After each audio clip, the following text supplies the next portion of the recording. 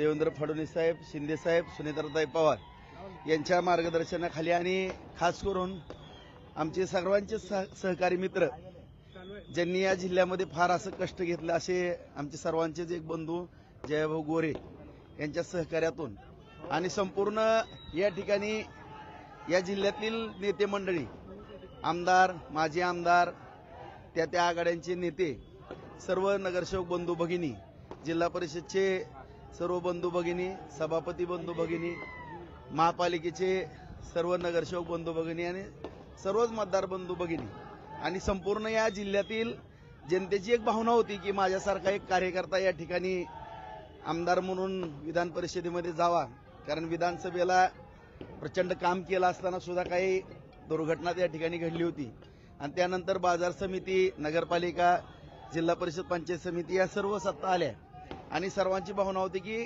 काम करणारा कार्यकर्ता विधान परिषदेमध्ये असावा, विधान भवनामध्ये असावी भावना होती आणि सगळ्यांच्या आशीर्वादानं ती आज पूर्ण होताना दिसते. जवळपास 483 मतं मिळत आहेत. खरं विधानसभेला जी कसर आहे ती सगळी भरून निघाली, सगळी भरून काढली.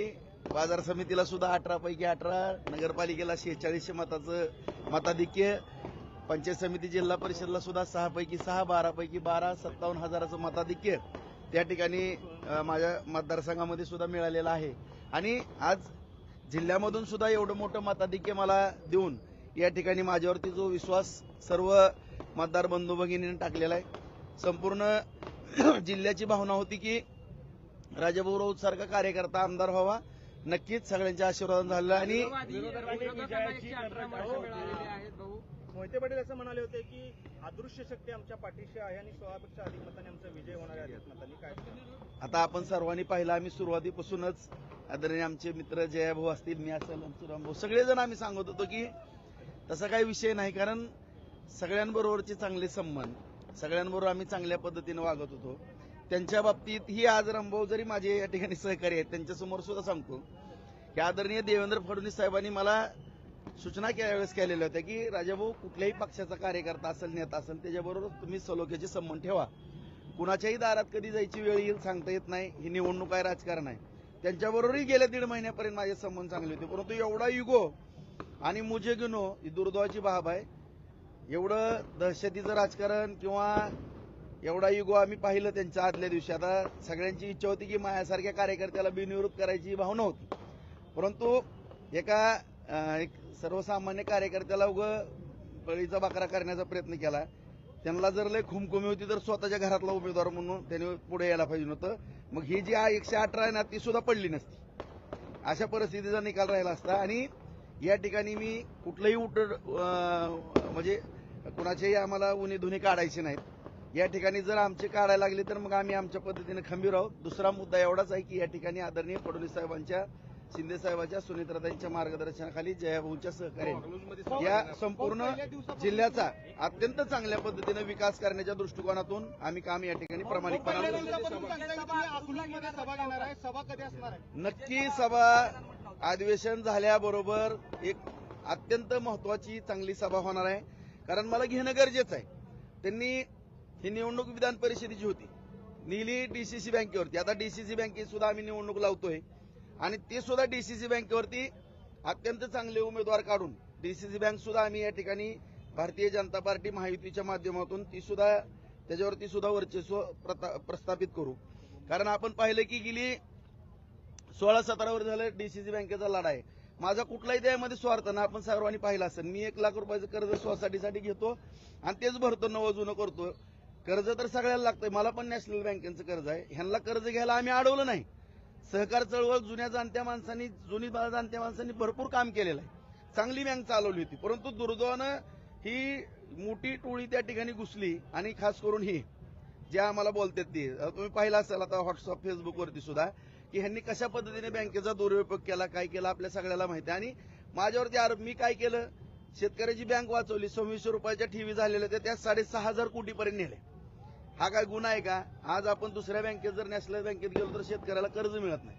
आज आपल्या कुटुंबातली बँक असल्यासारखं आपण जिल्हा मध्यवर्ती बँकेकडे पाहतो. अत्यंत उत्कृष्ट अशी बँक करण्याचाही आम्ही प्रयत्न करू. त्याचबरोबर दूध संघ, जिल्हा दूध संघ जो बंद पडलेला आहे, हीच मंडळी होती तिथं.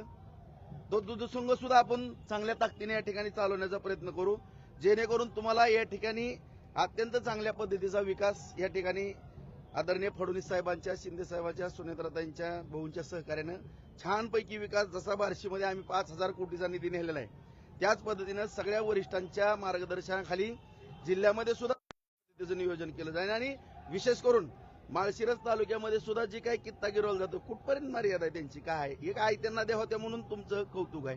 कुठली संस्था नीट ठेवली सांगा ना. प्रत्येक विकून खाल्ल्या संस्था सगळ्या. आणि हे सगळं आता तुम्ही म्हणता की मी काय राजकीय रागापोटी, अजिबात नाही. परंतु माझे व्हिडिओ व्हायरल करणे किंवा माझ्याबरोबर खोटे आरोप करणे, मला या ठिकाणी एवढंच सांगायचं, माझ्या जिल्ह्यातील तमाम जनतेला हात जोडून नम्रतेची विनंती आहे, मला कुठला डाग असलेला दाखवा तुम्ही. कुठल्या बँकेमध्ये 10 पैशाचं लपड आहे माझं, कुणाचा 1 रुपया बुडवला, कुठल्या बँकेमध्ये माझं एनपी आहे, कधी आयुष्यात वन टाइम सेटलमेंट केली, माझा पण दूध संघ आहे, बाजार समिती आहे, 1 नंबरच्या संस्था आम्ही चालवतो. आज कृषी उत्पन्न बाजार समिती आहे, 21 कोटीची ठेव त्या ठिकाणी आहे. एवढी विकास कामं करून आज 50,000 एकर जमीन आम्ही बार्शीमध्ये वलिताखाली आणली, MIDC केली, कारखाने उभा केले, सगळे रस्ते जोडणारे सगळे केले, एवढं दळणवळणाची साधनं केली, जवळपास 37 साठवण तलाव केले. आज आणि भविष्यात आणि 50,000 एकर जमीन आम्ही वलिताखाली आणणार आहोत. 3 MIDC त्या ठिकाणी बार्शीमध्ये करतोय.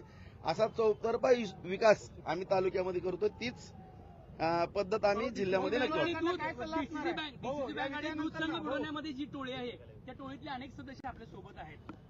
मुद्दा 2 बाबीचा आहे.